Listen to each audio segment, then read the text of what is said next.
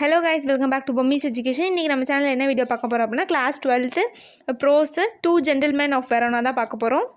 முதுகெலும்பு காச நோயினால் துன்பப்படும் தம் சகோதரியின் உயிரை காப்பாற்ற 2 சிறுவர்களால் வெளிப்படுத்தப்பட்ட அன்பு, அர்ப்பணிப்பு, தியாகம், நேர்மை மற்றும் முதிர்ச்சி பற்றிய ஒரு கதை இது. இக்கதையை படித்து அவர்களின் செயல்கள் மனித நேயத்திற்கான ஒரு புது நம்பிக்கையை எவ்வாறு தருகிறது என்று காணுங்கள். ஆல்ப்ஸ் மலை அடிவாரத்தில் வழியே நாங்கள் சென்று கொண்டிருந்த போது வெரோனா நகர எல்லை அருகே 2 சிறுவர்கள் எங்களை நிறுத்தினார்கள். அவர்கள் காட்டு செம்புற்று பழம் விற்று கொண்டிருந்தார்கள். எச்சரிக்கை உணர்வு மிக்க நம் கார் ஓட்டுநர் லூயி வாங்காதீர்கள் என எச்சரித்தார். இதைவிட சிறந்த பழங்களை வெரோனாவில் வாங்கலாம். மேலும் இச்சிறுவர்கள் அவர்களின் தோற்றத்தை கண்டு தன் எதிர்ப்பை காட்டும் விதமாக தோல் அசைத்தார்.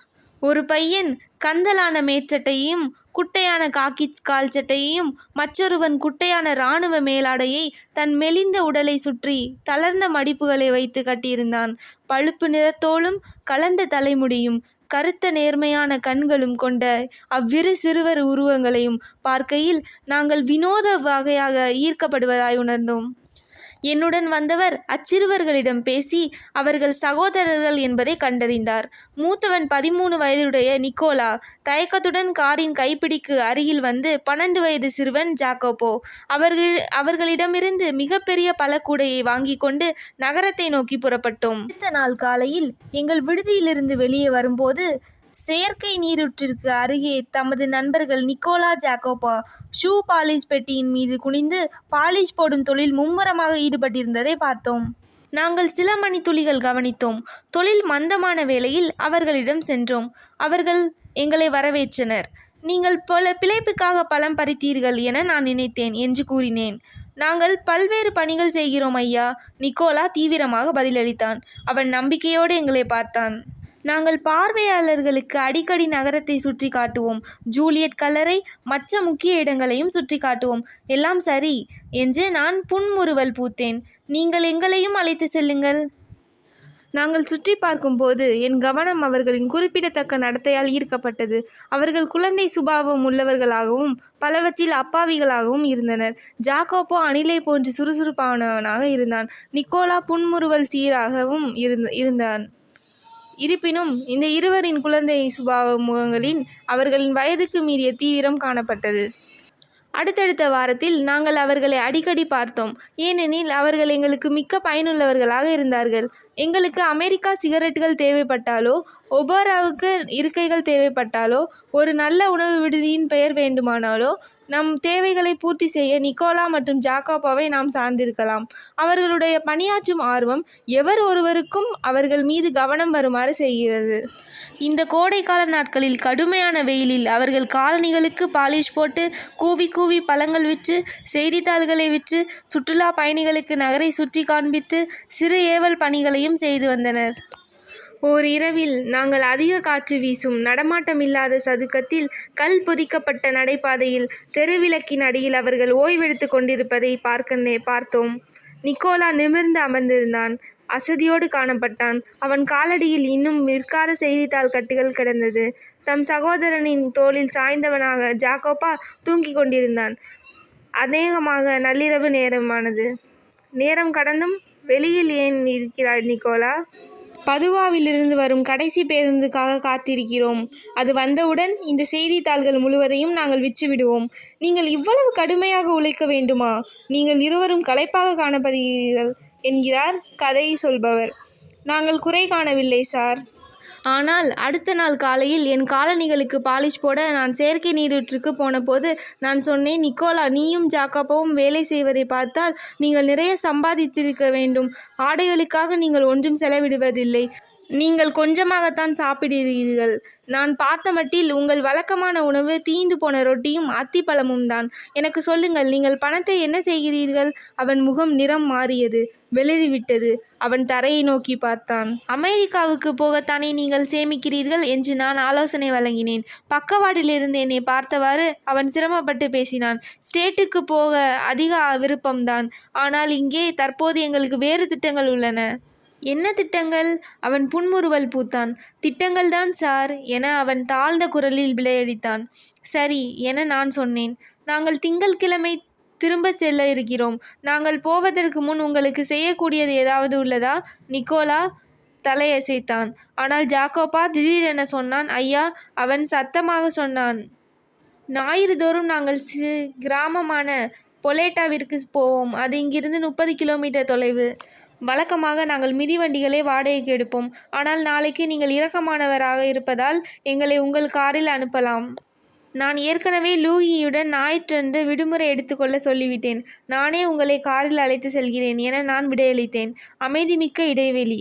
நிக்கோலா தன் தம்பியை கோபத்துடன் முறைத்தான். நாங்கள் உங்களை தொந்தரவு செய்ய நினைக்கவில்லை ஐயா. இது ஒன்றும் தொந்தரவில்லை. அவன் தன் உதட்டை கடித்தான். அதன் பின் விரக்தியாக குரலில் அவன் சொன்னான், மிகவும் சரி. அடுத்த நாள் பிற்பகல் மலையோரத்தில் உயரமான இடத்தில் உள்ள ஒரு சிறு கிராமத்திற்கு காரில் போனோம். நாங்கள் செல்லுமிடம் ஒரு தாழ்ந்த குடியிருப்பாக இருக்கும் என்று கற்பனை செய்தேன். ஆனால் ஜாக்கோபோ வழிகாட்டிய சிவப்பு கூரையுள்ள ஒரு பெரிய வீட்டிற்கு சென்றோம். அது உயரமான கல் சுவரால் சூழப்பட்டிருந்தது. நான் என் கண்களை நம்ப முடியவில்லை. நான் மூச்சை மீட்பதற்கு முன்பே என்னுடைய 2 பயணிகளும் காரிலிருந்து குதித்தோடி விட்டனர். நாங்கள் அதிக நேரம் எடுக்க மாட்டோம் ஐயா. ஒரே 1 மணி நேரம்தான். நீங்கள் விரும்பினால் கிராமத்தில் உள்ள காப்பி கடைக்கு போய் காப்பி அருந்தலாமே. சுவரின் மூலைக்கு அப்பால் அவர்கள் மறைந்து விட்டனர். சில மணித்துளிகளுக்கு பின் நான் பின்தொடர்ந்தேன். கிரில் போட்ட பக்கவாட்டு நுழைவாயிலை கண்டேன். நான் ஒரு தீர்மானத்துடன் மணி அடித்தேன். முகமலர்ச்சியுள்ள எக்குச்சட்டம் போட்ட கண்ணாடி அணிந்த ஒரு பெண் தோன்றினாள். வெள்ளை சீருடன் இருந்த பயிற்சி பெற்ற செவிலியரை கண்களை சிமிட்டி பார்த்தேன். சற்று முன் 2 சிறுவர்களை இங்கே நான் அழைத்து வந்தேன். ஆம் என அவள் முகம் பிரகாசித்தது. என்னை அனுமதிக்க அவள் கதவை திறந்தாள். நிக்கோலா, ஜாக்கோபோ, நான் உங்களை மேலே அழைத்து செல்கிறேன். குடியிருப்பு வீடு மருத்துவமனையாக மாற்றப்பட்ட அந்த மருத்துவமனையின் குளுமையான ஓடுகள் பதிக்கப்பட்ட நடைபாதை வழியாக என்னை அவள் வழி நடத்தி சென்றாள். சிறியதோர் அறையின் கதவு பக்கம் அந்த செவிலியர் அமைதி காத்தாள். தம் விரலை உதட்டில் வைத்தாள் மற்றும் கண்ணாடி தடுப்பின் வழியே பார்க்க புன்முறுவலுடன் பணித்தாள். 2 சிறுவர்களும் தலையணைகளில் அமர்ந்திருந்த 20 வயது சிறுமியின் கட்டில் அருகே அமர்ந்திருந்தனர். அவள் அழகிய ரவிக்கை அணிந்திருந்தாள். அவர்களின் அரட்டையை கேட்டு கொண்டிருந்தாள். அவள் கண்கள் தெளிவாகவும் மிருதுவாகவும் இருந்தன. ஒரே பார்வையில் அவள் தன் சகோதரர்களை ஒத்திருக்கிறாள் என்பதை காண முடியும். காட்டு மலர்களின் ஜாடி அவள் மேஜையில் இருந்தது. அருகில் ஒரு பழத்தட்டும் பல புத்தகங்களும் இருந்தன. நீங்கள் உள்ளே போகவில்லையா என செவிலியர் முணுமுணுத்தாள். லூசியா உங்களை பார்த்து சந்தோஷப்படுவாள். மகிழ்ச்சி மிக்க இந்த குடும்ப சந்திப்பில் இடையூறு விளைவிக்க விரும்பவில்லை. ஆனால் படிக்கட்டின் கீழ் வந்ததும் அவளிடம் இந்த சிறுவர்களை பற்றி அவளுக்கு தெரிந்த அனைத்தையும் கூறுமாறு பணிவுடன் வேண்டினேன். அவளும் அப்படியே செய்ய ஆர்வம் கொண்டாள். அவர்கள் இந்த சகோதரி லூசியாவை தவிர இந்த உலகில் வேறு உறவுகள் இல்லாத தனித்தவர்கள். மனைவியை இழந்த அவர்களின் தந்தை ஒரு சிறந்த பாடகர்.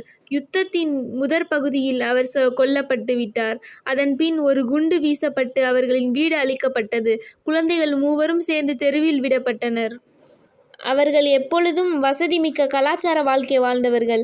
லூசியா ஒரு பாடகி ஆவதற்கு பயிற்சி பெற்று வந்தாள். பட்டினியாலும் தீவிர குளிர்காலத்தில் திறந்த வெளியில் இருந்தாலும் அவர்கள் மிகவும் துன்பப்பட்டார்கள். சில மாதங்களாக இடிபாடுகளுக்கு இடையே அவர்களின் சொந்த கரங்களான கட்டப்பட்ட ஒரு வகை பாதுகாப்பான இடத்தில் உயிர் வாழ்ந்து வந்தனர். அதன்பின் 3 ஆண்டுகளுக்கு நகரத்தை ஜெர்மானியர்கள் ஆட்சி செய்தனர். அந்த சிறுவர்கள் ஜெர்மானியர்களை வெறுக்க தொடங்கினார்கள். எதிர்ப்பு இயக்கம் இரகசியமாக துவங்கப்பட்ட போது அவர்கள் முதலில் அதில் இணைந்தனர். யுத்தம் முடிந்துவிட்ட போது இறுதியில் அமைதி நிலவும் நேரத்தில் அவர்கள் தம் அன்பு சகோதரியிடம் திரும்பி வந்தனர். அவள் முதுகெலும்பு காசநோயினால் துன்பப்படுவதை கண்டனர். செவிலியர் இடைவெளி விட்டு ஒரு துரித மூச்சு வாங்கினாள். அவர்கள் முயற்சியை கைவிட்டு விட்டார்களா? இந்த கேள்விக்கு நான் பதில் அளிக்கவில்லை. அவர்கள் அவளை மருத்துவமனையில் சேர்த்து கொள்ளுமாறு எங்களை வலியுறுத்தினார்கள். 12 மாதங்களாக அவள் நம் நோயாளி ஆவாள். அவள் நல்ல முன்னேற்றத்தை காட்டி வருகிறாள். ஒரு நாள் நடப்பாள், மீண்டும் பாடுவாள் என்ற நம்பிக்கை உள்ளது. நிச்சயமாக தற்போது ஒவ்வொன்றும் மிகவும் கஷ்டமாக இருக்கிறது. உணவு அரிதாகிவிட்டது. நோயாளிகளுக்கு கட்டணம் வசூலித்தாலன்றி எங்களால் சிகிச்சையை தொடர முடியாது. ஆனால் ஒவ்வொரு வாரமும் லூசியாவின் சகோதரர்கள் கட்டணத்தை செலுத்தி வருகிறார்கள். அவள் சுலபமாக மேலும் கூறினாள். அவர்கள் என்ன செய்கிறார்கள் என்று எனக்கு தெரியவில்லை. நானும் கேட்கவில்லை. வெரோனா நகரத்தின் வேலை கிடைப்பது அரிது. ஆனால் அது எப்படியாக இருந்தாலும் அவர்கள் நல்ல முறையில் செய்கின்றனார்கள் என்பதை நான் அறிவேன். ஆம் என நானும் சம்மதித்து சொன்னேன். அவர்கள் இதைவிட சிறந்ததாக செய்ய முடியவில்லை.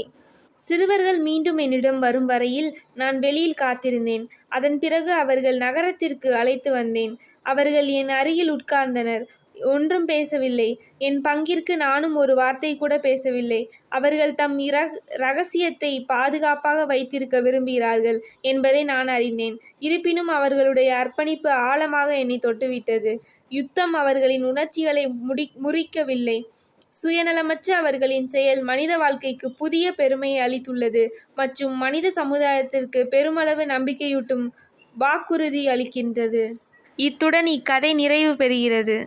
உங்களுக்கு இந்த வீடியோ யூஸ்ஃபுல்லாக இருந்துச்சுன்னா மறக்காமல் பொம்மிஸ் எஜுகேஷனை சப்ஸ்கிரைப் பண்ணுங்கள். உங்கள் ஃப்ரெண்ட்ஸ் எல்லாருக்கும் ஷேர் பண்ணுங்கள். தேங்க்ஸ் ஃபார் வாட்சிங்.